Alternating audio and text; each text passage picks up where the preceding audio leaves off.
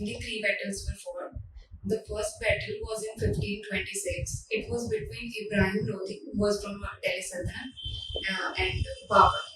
Second battle was fought 20 years after that in 1556. It was between Akbar and him mainly. Then third battle was fought much later in 17.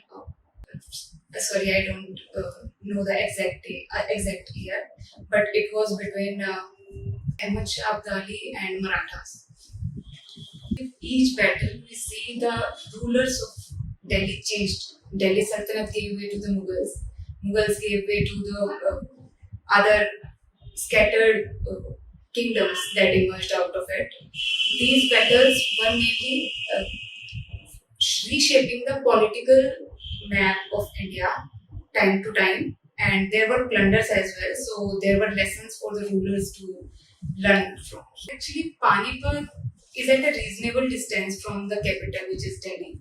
The seat of the ruler was Delhi at that time. They did not wanted the invaders to come to the capital itself, so they wanted to stop them there only. Plus, there is plain lands in the Panipat which are good for battle, suitable for it. These are the two reasons I can think of right now.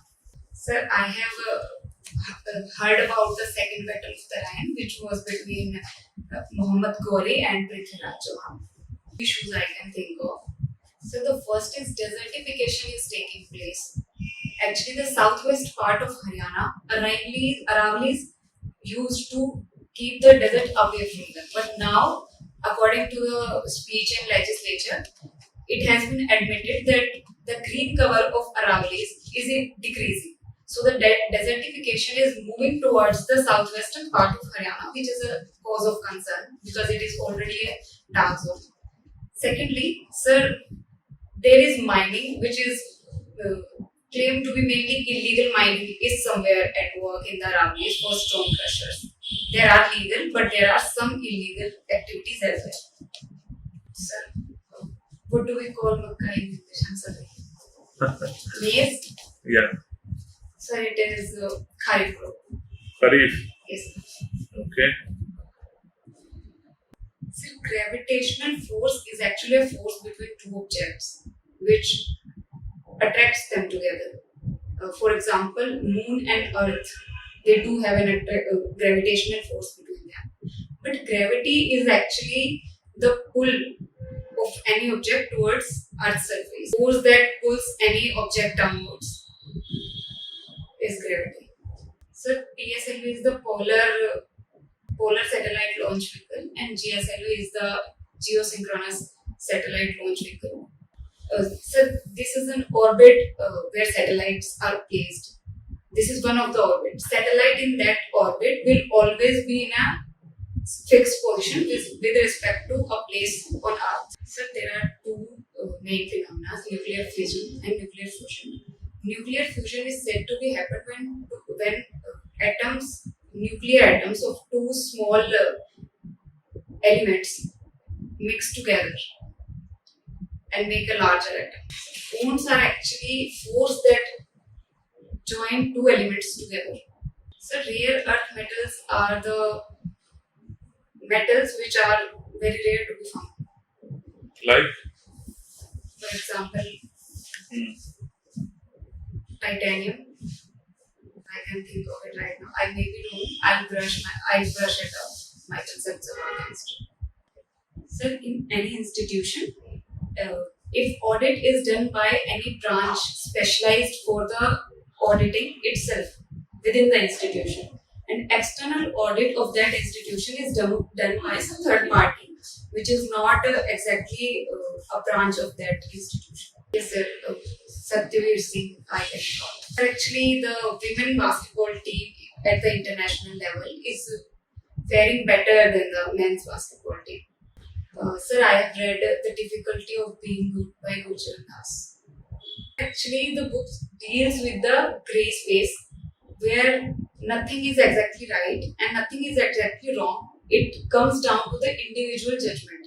So the moral and ethical dilemmas that were faced during the time of Mahabharata by various characters, it links them with the modern context and tells the way that on which side the cosmic justice or Krishna would have been in today's context. So, have you heard about the recent issues of electoral bonds? What are the ethical dilemmas involved with ethical bonds? Sorry, with electoral bonds. So, firstly, anonymity is an issue whereby the contribution cannot be known that who has made it. So it can give way to money laundering somewhere. Secondly, sir, the contribution by the big corporate houses can lead to the politicization of elections somewhere. So that is also an issue. The one I can recall of is the government knows that who has done the donation to which party, and opposition does not. So this is an ethical dilemma. Like, we want our government to know, we want transparency, but on the other hand, opposition should also get to know, like, where the contribution is coming from. So when we plant any of the plant or flowering plant, anything in a container rather than directly planting it in a ground, then it is called container gardening. Which is called as tulsi. So when we are going through common cold or cough, then we take it either by tea or we make some soup. So that is one.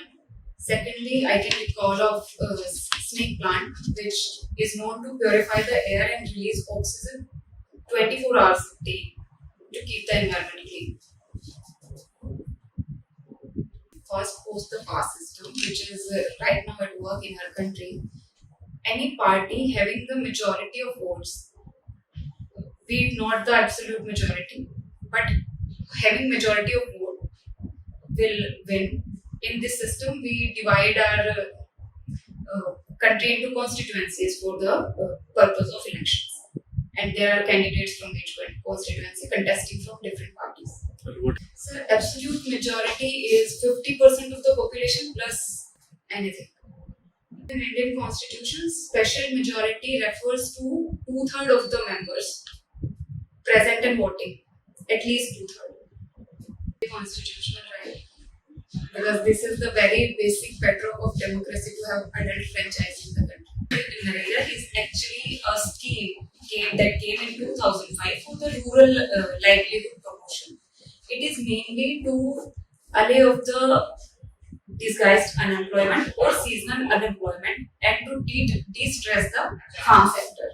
EPFO is actually a social security net providing organization which mainly deals in the Provident Fund via its Employee Provident Fund and Miscellaneous Provision Act 1952.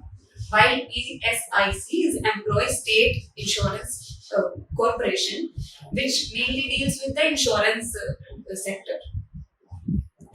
I do not know the exact definition, but the sector where government rules about the labor force do not get enforced is an unorganized sector.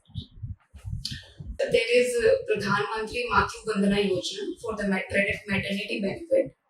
Then we do have 4 labor codes, but apart from them, we do have schemes like social security schemes are mainly the protective net that one needs to have access to healthcare or to social needs, especially in the times of unemployment, sickness, disability, work injury. There is Poshan 2.0, where we are trying to give more nutritional supplements to the children during the midday meal. Then we have integrated child development program at the village level, where Anganwadis do take care of the children at various stages of their development. The core issue relates to it's kind of a territorial dispute, where Palestine is not considered to be a separate country by Israel, but Israel claims to be a separate country, and the conflict actually took a very violent turn when Hamas attacked Israel. So monsoon basically refers to the seasonal reversal of winds, which bring clouds and rainfall happens. The labor union is one where the workers of a factory do form an association to further their rights in an organized way, while the trade union is actually the union of some people who are engaged in the same kind of trade. Retrenchment means when a employee is laid off, but not because of disciplinary action. Forming the union is a fundamental right, but going to strike is not a fundamental right in India. Sir, strike is legal, but a bandh, the total closure of services because of a strike, that's illegal. So actually there are various grievance redressal portals where the grievances can be filed. But considering that a wager do not really uses that much of technology and not that much aware, so where he is working, it's the responsibility of the one who has employed him to tell about this thing if he asks. So labor courts are actually the judicial institutions where the rights of laborers being if violated, they can file a complaint there. So carbon credits are actually a mechanism to deal with the global warming that is happening at an unabated pace.